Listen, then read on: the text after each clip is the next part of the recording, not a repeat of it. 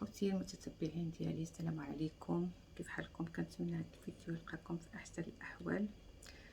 انا لله وانا اليه راجعون. جميعنا يترحم على الفقيد اليوتيوبر انور العثماني، والكل كيتساءل هاد المجزرة كانت بأي دافع؟ واش بدافع السرقة؟ لأن الضحية كانت عنده باج في تيك توك وكان عنده قناة كيربح منها، دونك ربما الطمع ديال الجاني أو الجنات أدى بهم إلى القيام بهذه الجريمة الشنعاء.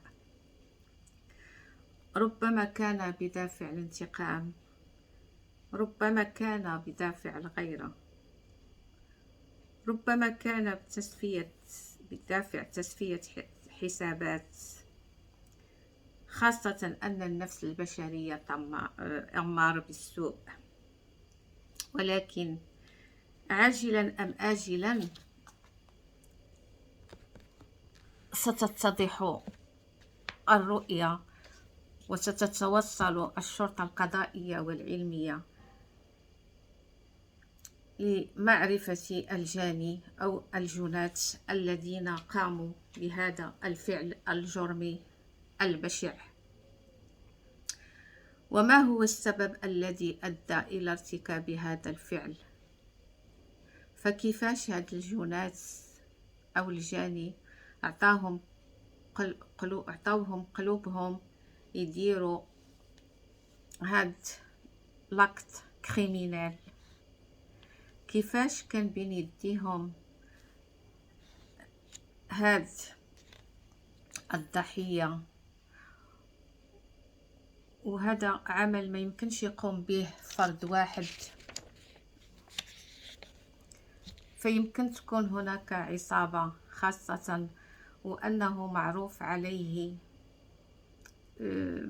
أنه كان رياضي ومازال صغير، فما يمكنش يغلبوا فرد واحد. فكيظهر أن هناك عدة أفراد، فما دامت الروح عزيزة عند الله فلا بد من تبان الحقيقة ويتعرف الجاني أو الجنات اللي قاموا بهذا العمل الجرمي. وشواو مكلومة في الكبدة ديالها، فالله يبين الحق حتى يتعاقبوا هاد المجرمين وتبرد الأم مسكينة اللي مازال كتعيش تحت تأثير الصدمة. والله يصبرها ويكون معاها، ماشي سهلة عليها فقدان شاب في مقتبل العمر، ما شاف ما تشوف. وإنا لله وإنا إليه راجعون. وكلنا أنور العثماني، رحم الله الفقيد وأسكنه في فسيح جنانه. اللهم صبر أهله ودويه، وهو راه مشى شهيد عند اللي خلقه. يلا هادشي كيحس في القلب. يلا سلام عليكم، إلى اللقاء في فيديو آخر بحول الله.